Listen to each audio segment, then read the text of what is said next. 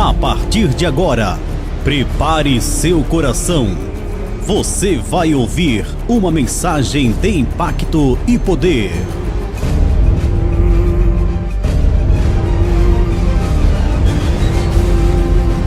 Prepare seu coração. Ministrada pelo pastor Gerson de Amorim.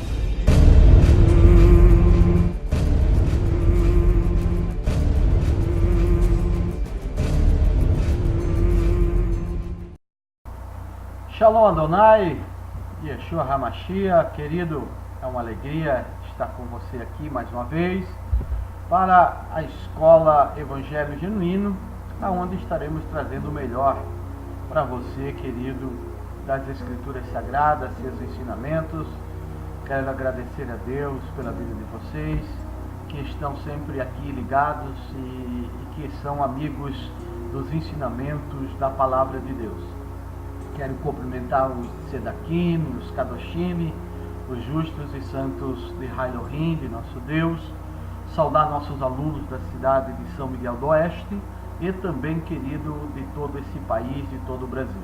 Alunos de São Miguel do Oeste em especial, porque ficamos ali por quase 6 anos na cidade de São Miguel do Oeste, onde temos muitos discípulos e onde temos muitas pessoas que acompanham e a nossa Escola Evangelho Genuíno, esse projeto que já iniciamos desde o ano passado, e estamos aqui trazendo o querido livro por livro das Escrituras. Hoje vamos falar sobre o capítulo número 2 do profeta Joel, para que o nome do Senhor seja glorificado. Se você quiser ajudar a manter esse trabalho, esse projeto, você terá no fim desse vídeo, querido, o número da conta que está no nome da missionária Santina, minha esposa. Você pode contribuir para ajudar na manutenção desse projeto. Amém? Vamos fazer um panorama do capítulo 2 do profeta Joel. O capítulo 2 do profeta Joel explora o tema Dia do Adonai, como um momento de grande angústia e sofrimento. Como Judá estava em dívida com o Eterno, em termos de conduta, seja na estrutura moral, na sua estrutura intelectual, na sua estrutura emocional, nós vemos que nada era de bom para esperar nesse dia, nesta data que é o dia do Senhor.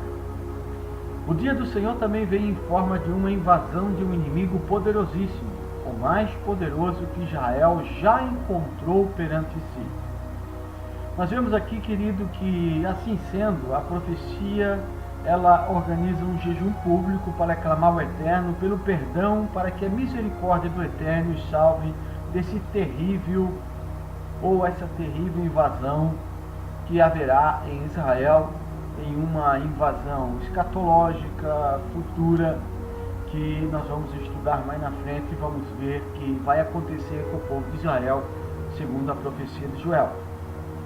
Como resposta ao arrependimento, no capítulo 2, 18 ao 27, nós vamos ver que se o povo de Israel se arrependesse, jejuasse, se humilhasse de sua má conduta, Deus iria remover o perigo do invasor e dar início à restauração de Israel, restituindo aquilo que foi destruído pelo exército ou pelos gafanhotos, porque nós não temos 100% de certeza que esses gafanhotos eles representam o exército. Mas, dentro do contexto, nós temos praticamente 90% de que esses gafanhotos eles não são literais, como também não são demônios, como muitos de maneira fraudulenta, numa hermenêutica totalmente, querido, equivocada e pseudo, traduz esses gafanhotos como devoradores, como demônios que devoram a sua prosperidade. Mas aqui está falando, querido, de duas opções, literalmente gafanhotos, ou seja, pragas que invadiam Israel, que trariam tempos calamitosos, tempos de angústia, tempos de tristeza, e também, meu amado, os invasores que vão invadir escatologicamente, futuristicamente, Israel. E se Israel não se compadecer, não se humilhar e não se compadecer de seus irmãos, e não praticar a tzedakah, a justiça social, e não entender o princípio do amor ao próximo, não entender o princípio das mitzvot, da Torá do Eterno, Israel será invadida e sobre sofrimento, sobre angústia, entenderá o nosso Deus e com certeza irá se humilhar para que Deus possa restaurar esta nação e este povo. Vamos agora então para o capítulo 2. Tocai a trombeta em Sião, dai alarme em minha montanha santa. Tremam todos os habitantes da terra, porque está chegando o dia de Adonai. Sim, está próximo. Um dia de trevas e de escuridão. Um dia de nuvens e de obscuridade. Como a aurora espalha-se sobre as montanhas um povo numeroso e poderoso. Não existiu jamais outro como ele, e nem tornará a existir depois dele, de geração em geração. O soar da trombeta. Geralmente, amados, o soar da trombeta em Jerusalém era feito para anunciar uma solenidade do Eterno, especialmente em festas de peregrinação, que são as festas que você conhece, as festas judaicas. Contudo, aqui há uma inversão desta cena. Uma voz que a trombeta não vem anunciar tempos de paz e de comemoração, nem tampouco de vitória. Já aqui ele inverte as profecias e o sentido da trombeta, que era sempre chamar o povo para um ato de gratidão através das festas, apresentando a Deus os seus dízimos trienais, que era para o pobre, para a viúva, para o órfão, para os levitas, para a prática da justiça social, da tzedakah, é onde o povo festejava pela abundância das colheitas e pelas bênçãos de Adonai. Muito pelo contrário, a trombeta aqui ela é soada como guerra, com o objetivo de advertir que viriam tempos sobre Israel calamitosos. Dias de trevas. Diz assim o versículo do número 2, um dia de trevas e de escuridão, um dia de nuvens e de obscuridade. Quando nós vemos a expressão dias de trevas, trevas era utilizado nas Escrituras como uma referência da manifestação de Deus, ou seja, uma teofania, ou seja, quando ouvia-se, querido, essa expressão dia de trevas, o povo de Israel já entendia que seria um dia em que Deus iria se manifestar, seja de forma positiva. Mas aqui, o profeta inverte e traz que Deus iria se manifestar de forma negativa.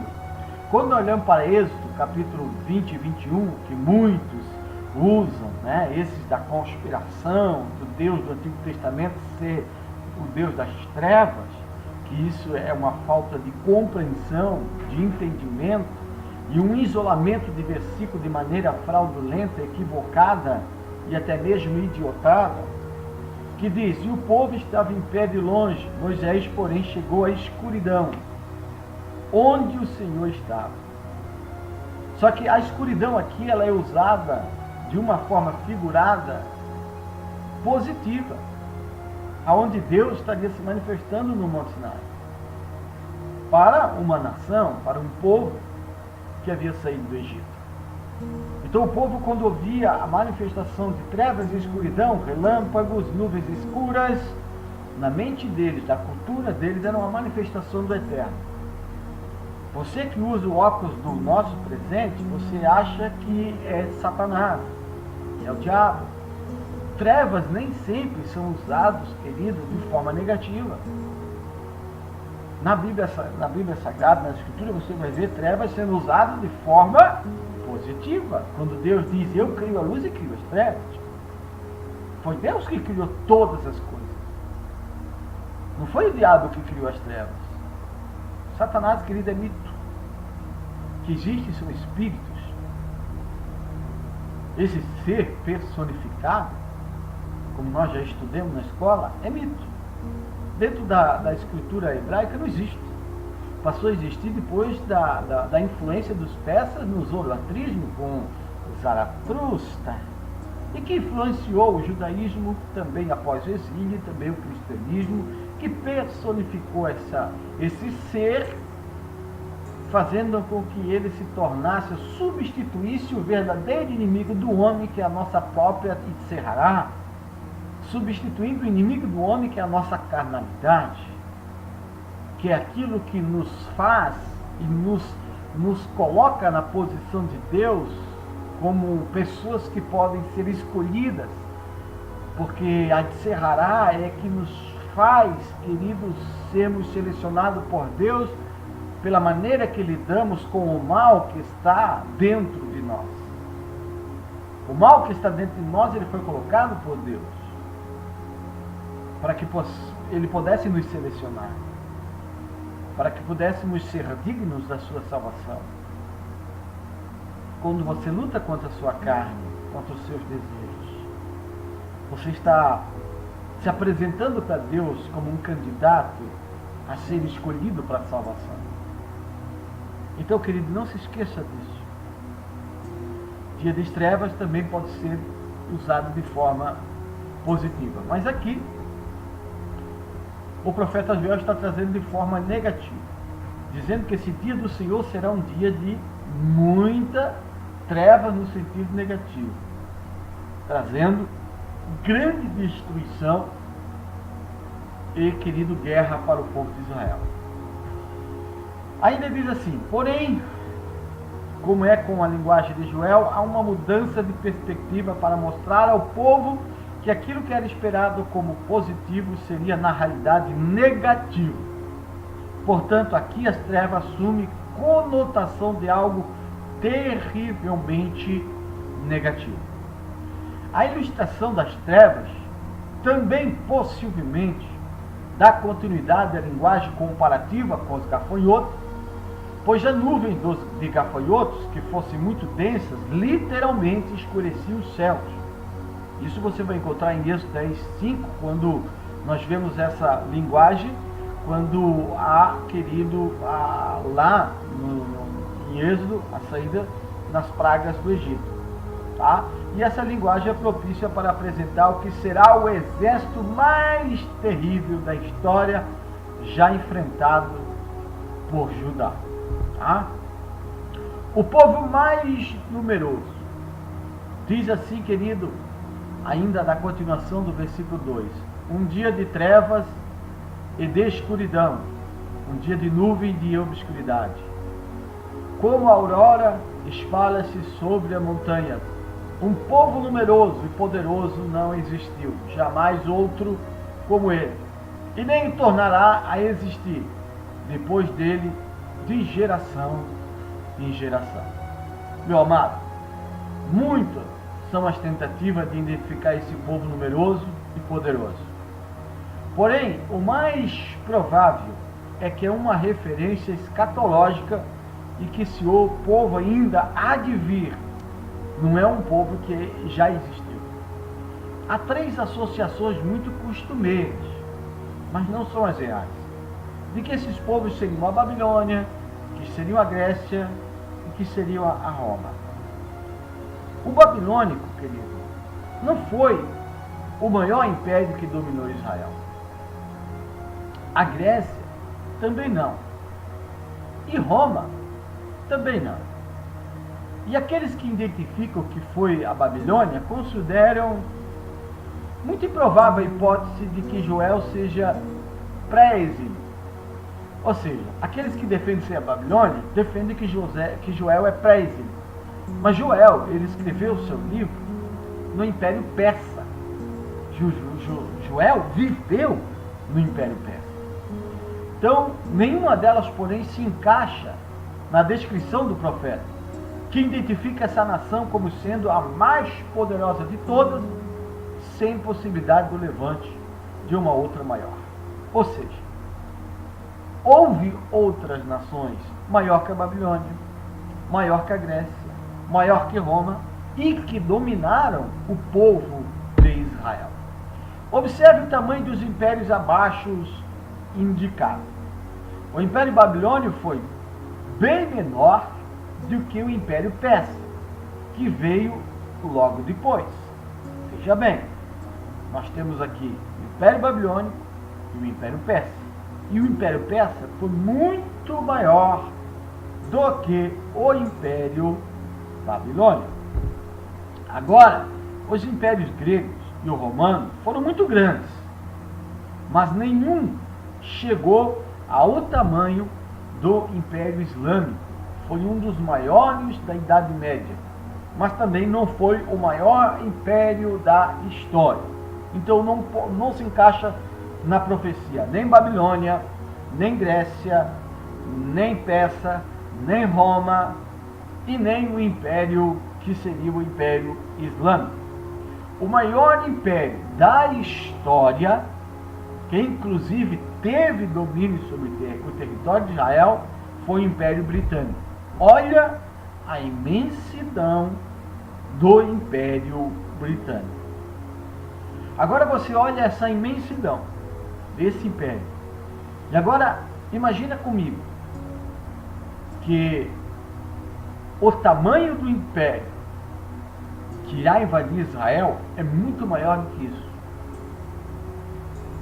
Chega a dar um frio nas costas, irmãos, em pensar quão calamitoso será esta guerra contra Israel. E quão nós precisamos andarmos com uma conduta correta,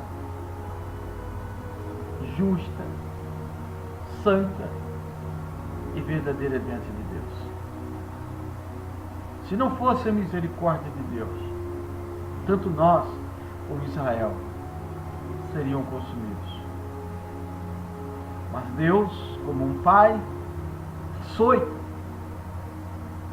corrige, mas no final prevalece o seu amor, a sua bondade e a sua compaixão. Capítulo 2 ainda. Nós vemos que Isaías e Ezequiel dizem que Israel será restaurada como Éden. Só que aqui, querido, nós vamos ver que no capítulo 2, Joel inverte tudo. Diz assim o versículo 3 em diante: diante dele o fogo devora, atrás dele a chama consome, antes dele a terra era como um jardim do Éden. Olha a inversão. Depois dele será um deserto desolado. Nada lhe escapa. Seu aspecto é como de um cavalo que galopam como cavaleiros. Esse é o exército que vai invadir Israel. E como o ruído de carros de guerra que saltam sobre os cumes das montanhas, como o crepitado fogo que devora o restolho, como um poderoso preparado para a batalha. Diante dele, os povos tremem de medo. Todas as faces empalidecem. Como heróis, eles avançam como guerreiro, escalam a muralha. Cada qual segue o seu caminho, sem se afastar de sua rota. Ninguém empurra o seu vizinho, cada qual segue a sua via. Por entre os dardos, eles se lançam sem romper a fila. Assaltam a cidade, correm sobre a muralha, escalam as casas e entram como ladrões pelas janelas. Do Éden ao deserto. Diz o versículo 3: diante dele o fogo devora, e atrás dele a chama consome. Antes dele, a terra era como um jardim do Éden. Depois dele será um deserto desolado. Nada lhe escapa. Seu aspecto é terrível. Tanto Isaías 53 quanto Ezequiel 36 e 35, querido, declaram que Adonai restará seu povo errante, inclusive tornando suas ruínas em desertos como o jardim do Éden. Na mesma proporção da restauração, Joel coloca que será a destruição para o povo de Israel. Aparentemente, nós vemos aqui que Joel conhece essa passagem tradicional de esperança e também o poder retórico que ela terá quando revertida. Joel sabia que o povo pensava na restauração E ele usou essa proporção de crença e de esperança no coração do povo, para que o povo viesse entender a dimensão da destruição da invasão dessas nações. As perspectivas do povo, acostumado a ouvir essas palavras familiares, são totalmente destruídas quando eles ouvem esse novo significado agora trazido aos corações dos israelitas, querido, através do povo de Israel. Meu amado, é terrível.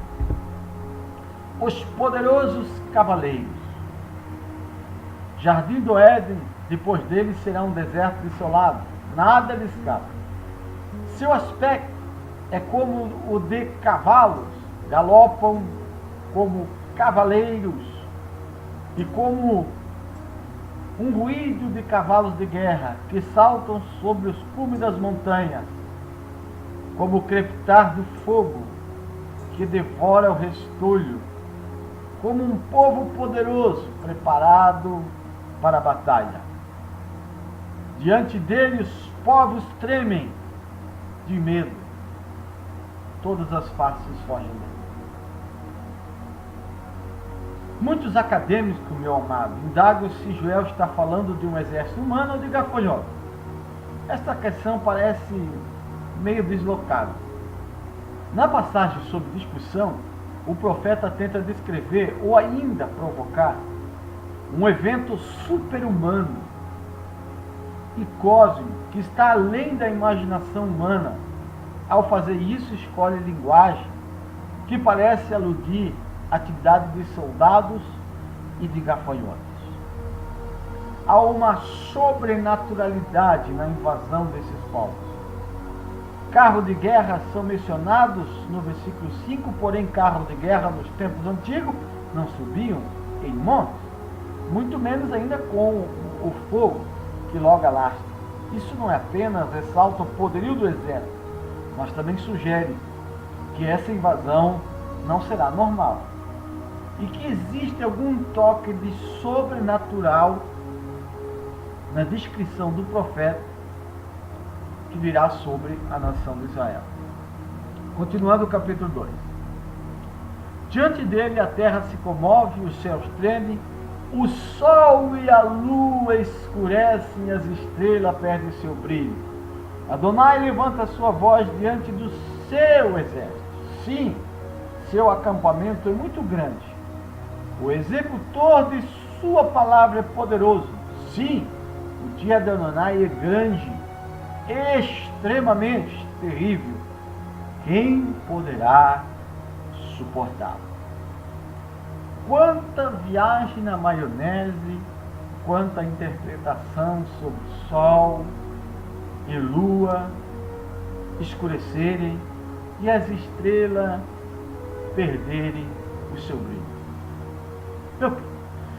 Meu amado, não se pode interpretar literalmente essa expressão como muitos fazem. Como no capítulo 1, o escurecimento dos astros tem um aspecto direto sobre as condições da vida. E neste caso, também são indicativos de um grande poder de Deus. Quando nós vemos que o sol escurece, a lua, todas as condições climáticas para o sustento da vida serão removidas. Vai haver fome, vai haver dificuldades climáticas que poderiam proporcionar a vida.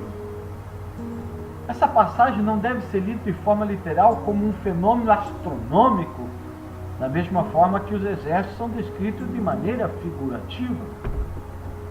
Você não pode literalizar os profetas quando estão usando profecias com figuras de linguagem. Há quem diga que o sol, a lua, as estrelas também são uma referência poética a Israel, como vemos em Gênesis 37, do 9 ao 10, até porque Israel é frequentemente comparado às estrelas, como em Êxodo, capítulo 32 e 13. Até os corpos celestes, o sol, a lua, as estrelas, perdem sua luz. Os dois primeiros escurecem como a noite, Nós vimos isso em Miqueias 3,6. Um verbo também usado em texto de tristezas e lamentos, em Salmos 36 e 14, em Jeremias 8 e 21. As estrelas, literalmente, removem sua luz à medida que o Eterno remove o seu favor ao povo desviado, ao povo com uma conduta estranha aos preceitos da sua lei. O ápice da calamidade, o lamento da litania chega ao clímax no versículo 11. O foco se move dos humanos atacantes e atacados para a terra e os céus. E agora, especificamente para o Criador de tudo, Adonai, o próprio Deus da aliança de Israel. Ele agora revela o que está acontecendo a partir da perspectiva dele. E não é uma mensagem de conforto para o seu povo. Os principais ouvintes sabiam que algo terrível estava ocorrendo. E uma vez que o trovejar de Adonai, erguendo sua voz, é geralmente um evento aterrorizante, que não traz boas notícias. O lugar do trovejar é o que é perturbador aqui, na cabeça do seu exército. O que aqui se observa é que o próprio Adonai que traz os inimigos sobre Israel. Hoje, com a mentalidade que as pessoas têm hoje, se acontecesse uma guerra, todos iriam pensar que Satanás estava se levantando contra a sua nação. Mas o interessante, querido, é que aqui o profeta, ele está dizendo que este exército que vai invadir Israel, que vai matar, vai destruir, ele é um servo de Deus. É uma ferramenta de Deus. Isso, querido, é um soco no estômago para o povo de Israel. E para todos aqueles que acham que Deus é um Deus que se pode brincar, que se pode tentá-lo de todas as maneiras, contando com a sua inércia de ação. Era comum, querido, na cultura do Antigo Oriente Médio, se perceber o conflito entre as nações como luta entre os deuses. Muitos israelitas achavam que quando havia guerras, havia um conflito entre deuses que eram tidos como deuses regionais e locais.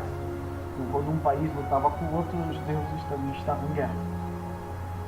E aqui Deus vai quebrando toda essa mitologia, toda essa mentira, todo esse engano, dizendo: não são guerra de deuses nenhum. Sou eu, Israel. Eu, Israel, o Senhor, Deus de vocês, que está encabeçando esse exército para punir vocês, porque vocês não ouviram com fé. Vocês não mudaram a sua conduta. Sou eu que estou como fogo, purificando a prata, purificando o ouro, para que vocês voltem a brilhar. Para que vocês voltem a ter os valores morais, emocionais e intelectuais que eu desejo para vocês. Ou ainda, querido, poderia se perceber como uma oportunidade em que o Eterno iria agir para trazer livramento. Todavia, o Eterno afirma que Ele próprio está encabeçando os exércitos daqueles que se levantarão contra Judá. Que susto que os religiosos terão. Agora, versículo 12: portanto, oráculo de Adonai, retornai a mim de todo o vosso coração, com jejum, com lágrimas e com lamentação. Rasgai os vossos corações, e não vossas roupas. Retornai a Adonai, vosso Senhor, porque Ele é bondoso e misericordioso, lento na ira e cheio de amor e de compadecer da desgraça. Quem sabe, talvez, olha isso, querido. Quem sabe, talvez, ele volte atrás, se arrependa e deixe atrás de si uma bênção, oblação e libação para Adonai, vosso Senhor. Tocai a trombeta em Sião, ordenai um jejum, proclamai uma reunião sagrada, reuni o povo, convocai a comunidade, congregai os anciãos, reuni os jovens, os lactantes, que o esposo saia do seu quarto e a esposa do seu aposento. Entre o pórtico e o altar, chorem os sacerdotes, ministros de Adonai, e digam: Adonai tem piedade do seu povo. Não entregues ao opróbrio a tua herança, para que as nações zombem deles, porque dirão entre os povos: onde está o seu Senhor? O rasgar do coração. Querido, isso aqui é muito importante. O rasgar do coração.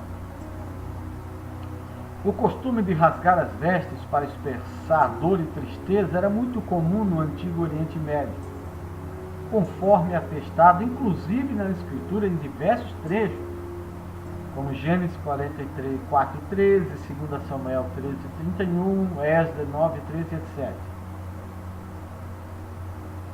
O que Deus está querendo falar aqui é que o povo de Israel muitas vezes, cerimonialmente, externamente, rasgavam seus corações, mas não rasgavam sua estrutura emocional, não rasgavam sua estrutura moral de conduta, e não rasgavam sua estrutura intelectual de concepção de Adonai e do Senhor seu Deus. Como tal, também faziam parte de seus costumes do jejum e do externar o arrependimento perante o Eterno. O que Deus está falando para o povo de Israel aqui, que Ele não quer que vocês rasguem suas vestes externamente.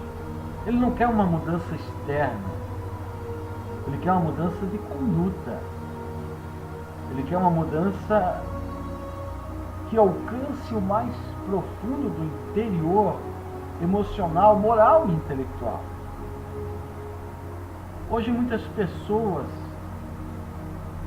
são levados, querido,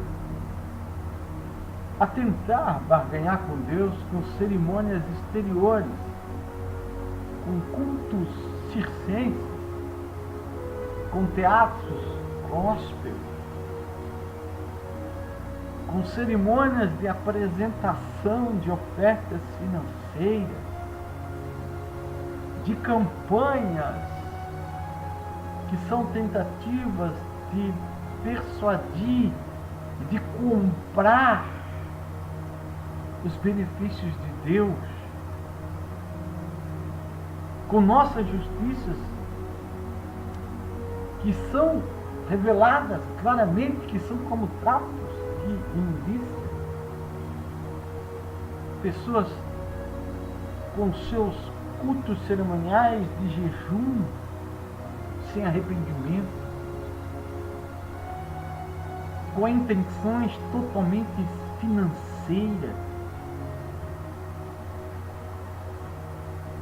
para suprir e sustentar seus desejos tentativos em cima da desinformação e do comércio de fé das pessoas que são iludidas pelas cerimônias externas e que não se preocupam com as riquezas internas do caráter, da moral, da justiça, que correm mais atrás de Deus através de campanhas e contribuições, mas não buscam em nenhum momento o reino de Deus, sua justiça, sua verdade, mas se vestem como pagões que correm atrás dos benefícios de Deus através de atitudes externas, vazias, que não possuem o rasgar do coração, mas sim somente o resplandecer dos desejos egoístas da carnalidade humana. O coração na cultura semita é o centro de minhas intenções. E as intenções de Israel nesse momento eram as piores. Israel vivia um momento em que foi o momento do Império Persa em que o povo de Israel vendia até seus irmãos como escravos. A injustiça social estava, querido, num nível de porcentagem altíssimo no meio dos relacionamentos da tribo de Judá. Sendo assim, querido, a exortação do profeta aqui para os israelitas é que eles mudassem efetivamente suas atitudes. Porque todas aquelas cerimônias, todas aquelas atitudes externas não tinham valor nenhum para Deus. Não tinham valor nenhum. Porque eram apenas cerimônias externas, mecânicas, artificiais, insípidas, sem essência e tempero nenhum para o paladar de Deus. O retorno e a aliança. O chamado de retorno ao Eterno possui dois elementos. Essa chamada, voltai para mim. Embora seja um convite que expresse proximidade e também a gravidade também é evidente. O verbo retornar também é aplicado ao alvo para o qual se deve retornar, o primeiro indicando como Adonai, locutor, para mim, no 2:12, e então na terceira pessoa como Adonai, teu Senhor, 2:13. Isso indica que mesmo que o povo tenha cometido erros, Adonai ainda permite a eles que usem suas alianças, ou que use sua aliança, seu nome pessoal. Ele ainda mantém uma relação pessoal com o povo de Israel. Deus ainda mantém uma relação pessoal com o povo de Israel. Está explícito na profecia de Judá. Mesmo considerando que a aliança persiste, não se deve tomar por pretexto para acomodação ou ausência de arrependimento. Muitas vezes tem pessoas, querido, que possuem dons espirituais, por expulsar demônios, por bondade de Deus, alcançam o privilégio de ser um instrumento para curar, acham que com isso se tornam filhos privilegiados, acham que por terem instrumentalidade de Deus na vida, não precisam se arrepender. Podem pecar, podem fazer como Davi. Eu sou rei. Aquela mulher, Betseba, é muito linda, é muito apreciável. Eu sou rei. Eu sou preferido do papai. Então eu posso adulterar? Tem pessoas assim.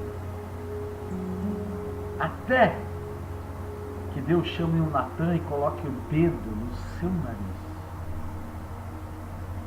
e desnude tua roupagem mendiga,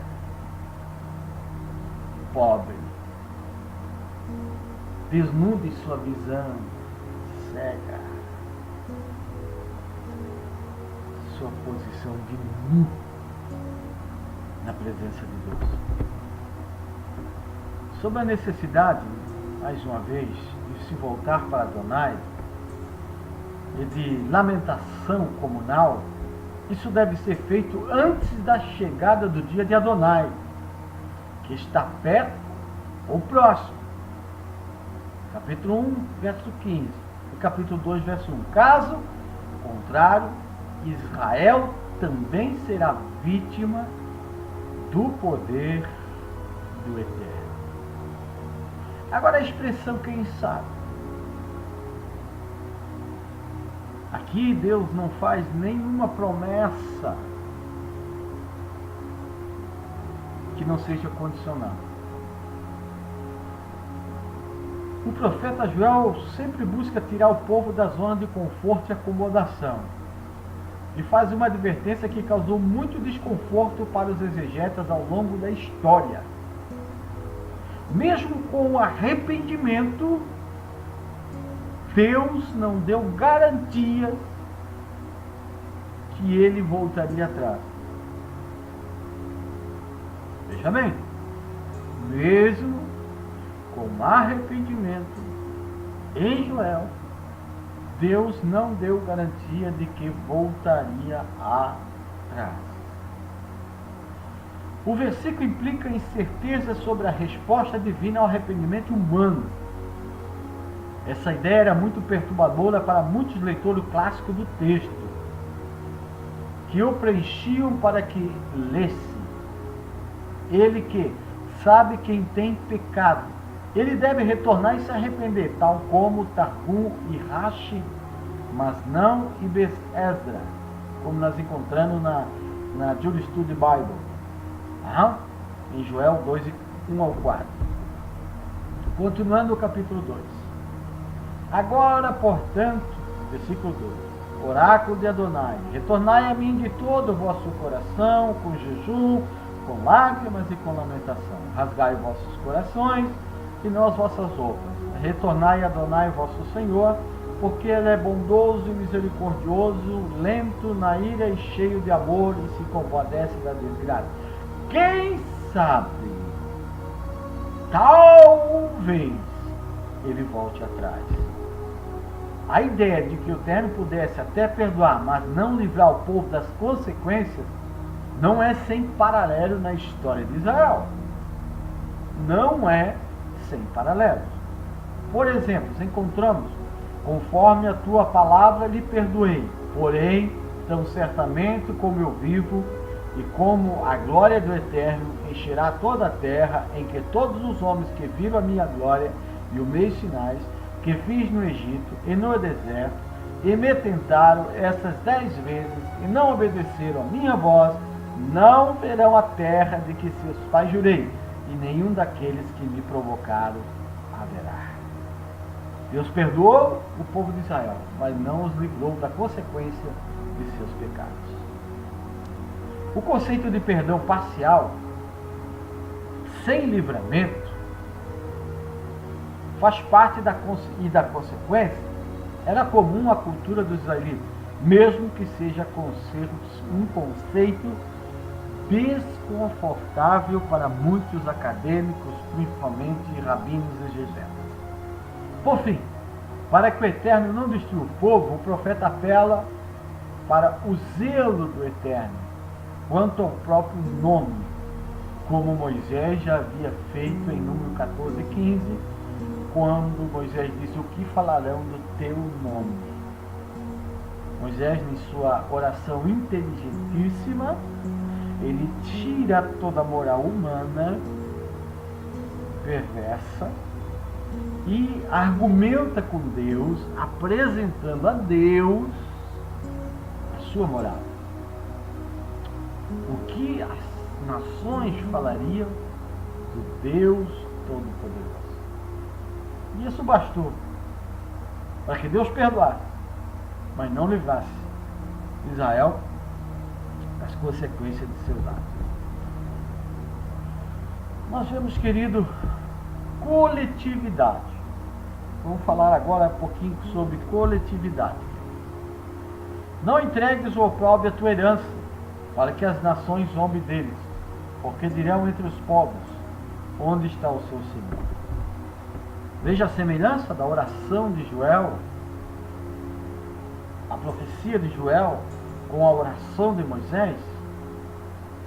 O profeta enfatiza a necessidade do povo de buscar o arrependimento coletivo, pedindo para eles jejuarem, não rasgarem as suas vestes, mas rasgar os seus corações, chorarem, lamentarem. Não satisfeito com o sermão geral sobre a misericórdia do Senhor, o profeta ordena uma ação precisa. Uma cerimônia sagrada unificando todo o povo, inclusive crianças, infantes, santificada pelos ritos sagrados e por intenções sagradas, reunindo para oração no templo sob a liderança dos sacerdotes, não escapar nem as crianças.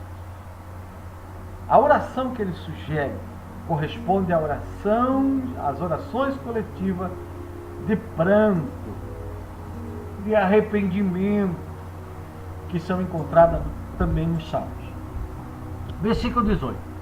Adonai encheu-se de zelo por sua terra e teve piedade de seu povo. Adonai respondeu e disse a seu povo: Eis que vos envio trigo, vinho e óleo, saciar-vos-ei deles, não mais farei de vós o opróbrio entre as nações, afastarei de vós aquele que vem do norte, expulsá-lo-ei para uma terra árida e desolada, sua vanguarda para o mar oriental e sua retaguarda para o mar ocidental. O seu fedor se levantará e o seu mau cheiro se levantará, porque ele foi longe demais. Aqui Deus agora está mudando, falando que as nações que ele chamou para corrigir Israel foram além do que Deus havia ordenado. A piedade do Eterno. Observe como o profeta enfatiza que o Eterno foi movido não pelas boas obras do povo, mas sim pelo seu zelo para com a terra de Israel. Essa observação é importante na teologia de Joel para mostrar que o povo não deveria tomar o livramento necessariamente como um sinal de aprovação por parte do Eterno, que por zelo com a terra acaba se compadecendo do povo. Ao mesmo tempo, o Eterno deixa claro que o alívio oferecido a Israel, bem como o livramento, não vem de seus próprios esforços, mas sim de uma intervenção divina sobre o destino do povo. Ou seja, Israel vai conseguir resistir a essas nações, vencer essas nações, mas não por capacidades próprias, não por méritos próprios, não pela merilolatria que hoje, ou meritolatria que hoje é vivida por muitos dentro do Evangelho, que acham que seus feitos os tornam, como eu já disse, livres para tomarem decisões que são decisões desconectadas com as decisões reveladas que devem ser tomadas pelo homem natural nas Escrituras, nos ensinos de Yeshua, o Hamashiach, o Ramalé Ramalehi, o Rei dos Reis.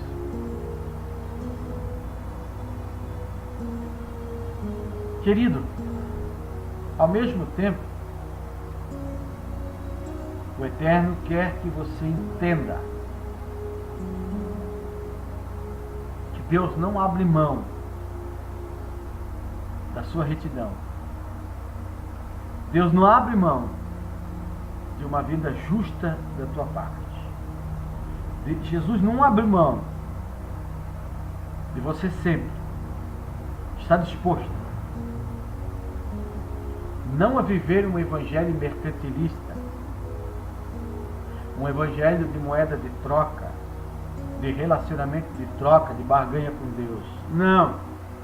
Deus nunca te mandou ir numa igreja fazer campanhas para Ele. Deus não precisa disso.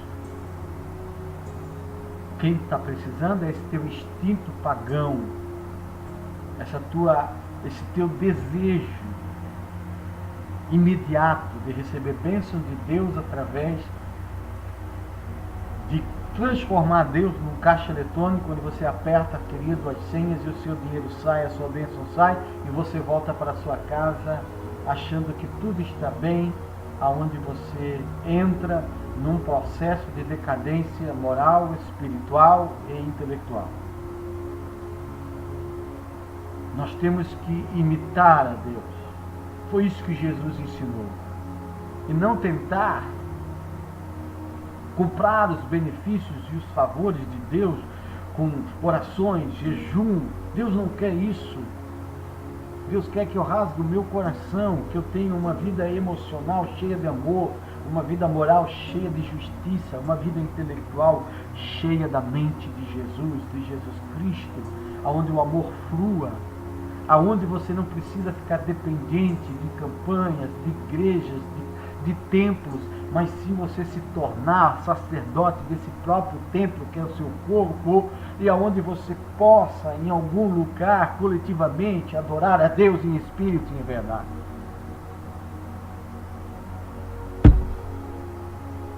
O trigo, o óleo e o vinho.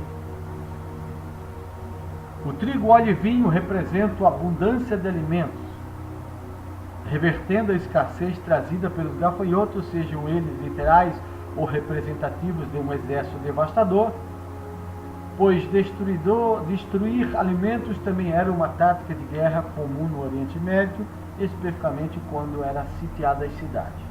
Se destruía para que houvesse, querido, então, a fome, e com isso as pessoas se empregavam. Aquele que vem do norte, quem é que viria do norte?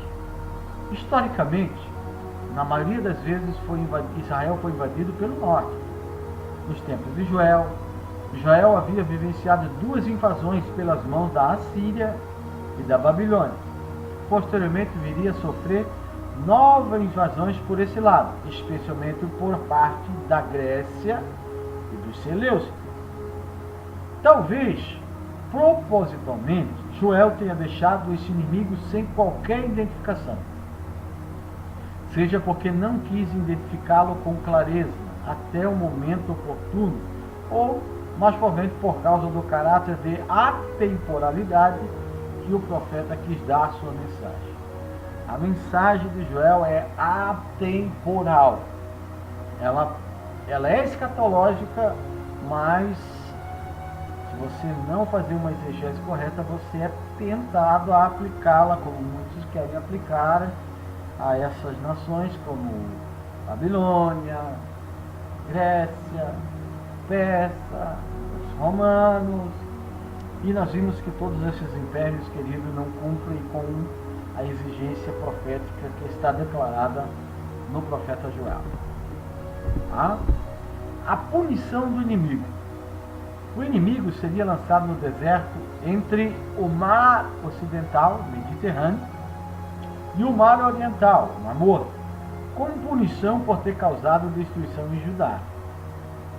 Da mesma forma que o inimigo deixou Judá sem recurso, assim também ficaria desolado sem ter qualquer tipo de provisão até morrer.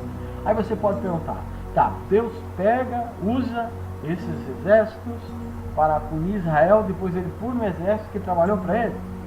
Parece uma contradição. Mas o que o Joel está deixando dizer é que Deus, sim, usou esses exércitos como instrumento dele. Só que esses exércitos, eles foram além do que Deus havia determinado, que Deus havia. Ou seja, o ódio que eles exerceram e a maldade que eles exerceram sobre Israel também trará sobre eles, diante da justiça de Deus, uma punição por eles passarem os limites que Deus havia determinado. A metáfora a qual aqui utilizada continua sendo a dos gafanhotos, vistos que não era incomum que gafanhotos morressem sem provisão no deserto, ou quando um vento os lançava no mar. Muitas vezes, um vento às vezes lançava vários enxames de gafanhotos ao mar, e eles morriam, muitos morriam no deserto, desorientados por causa do calor. Isso era muito comum, tá? Nós temos um exemplo disso em Êxodo capítulo 10, verso 19. Vamos continuar o capítulo 2 agora com o versículo 21, que diz: não temas, terra, exulta e alegra-te, porque Adonai fez grande coisa. Não temais, animais do campo, porque reverdecerão as patagens de estepe. Elas vão se tornar verde novamente. Sim, a árvore carrega o seu fruto, a figueira e a vinha não dão a sua riqueza. Filhos de Sião, exultai e alegrai-vos em Adonai vosso Senhor, porque ele vos deu a chuva de outono conforme a justiça e fez cair sobre vós a chuva de outono, a chuva da primavera como outrora. As eiras estão cheias de trigo, as tinas transbordam de vinho e de óleo novo. Eu vos restituo os anos que o gafanhoto devorou, o Ieleque, o Racil e o Gazã, meu grande exército que enviei contra vós. Comereis até fartar-vos, louvareis o nome do Eterno vosso Senhor, que vos tratou de modo maravilhoso. Meu povo não se envergonhará nunca mais. E sabereis que eu estou no meio de Israel, e Adonai vosso Senhor, e não outro. Meu povo não se envergonhará nunca mais. Uma metáfora aqui de um grande exército usada através dos gafanhotos. A principal surpresa da passagem que fala sobre a restauração está no fato de que o Eterno se refere a restaurar os danos dos anos passados, ou seja, algo que aconteça a qualquer momento. Isso pode acontecer a qualquer momento. Existem duas hipóteses quanto a isso. A primeira, mais literal, seria de que essa última catástrofe que se abateria sobre Israel viria a durar muitos anos. Seria um longo período de batalhas e destruição, o que para os padrões da época era extremamente terrível. A segunda é um pouco mais interpretativa. Seria de que a restrição se refere a todos os episódios na história de Israel em que este foi invadido por inimigos externos, considerando que Joel parece dar um caráter um pouco mais generalista às suas palavras. A batalha, contudo, tem caráter escatológico. Depois dela, Israel jamais veria novamente ser envergonhado. Restauração. O profeta expande as promessas do Senhor, convidando animais e aves, observe novamente sua solidariedade com o mundo não humano somente, como no capítulo 20 e 90, para não temerem, mas se alegrarem na amorosidade do Senhor. Deus convidando a natureza a se alegrar com a atitude de amor, de amorosidade do Senhor com Israel. Ele então lida com a mesma exortação aos habitantes de Jerusalém, versículo 23 e o versículo 4. No versículo 25, o Senhor declara que irá repagar o dano causado pelo enxame de gafanhotos, seu grande exército, durante muitos anos. A catástrofe não foi momentânea, ela desfere sérios e duradouros golpes. O Senhor revela a verdadeira intenção de suas ações, que seu povo possa vir a conhecê-lo, a sua fidelidade, e isso é expressado pela fórmula antiga que resume a relação de aliança de Adonai e o Senhor de Israel, que não há outro. Ou seja, chamar Israel, Adonai Eloheinu, Adonai Echad. Israel, eu sou o único Deus. O que me deixa euprazo é que Jesus, ele ratifica isso quando ele diz, chamar Israel, Adonai Eloheinu, Adonai Echad. Ouve Israel. Jesus disse, ouve Israel, o nosso Deus, o Deus dele, o Pai dele. E não ele como Deus, ele como filho. Como eu sou filho, você é filho. Um homem normal, que a mitologia patrística e católica destruíram, transformando Deus em três, com a sua mitológica trindade. O que me deixa pasmo é que Jesus diz que Deus é único. Aí vem, no canetaço, nos concílios de homens, adulterar as verdades de Deus. Eu fico pasmo. Como as pessoas são iludidas, manipuladas por uma religiosidade externa, uma teologia fraudulenta, uma hermenêutica pseudo. Querido, o Senhor então revela a sua intenção para com Israel. Aqui está, querido, este vídeo. Semana que vem, se Deus quiser, estaremos com o capítulo número 3.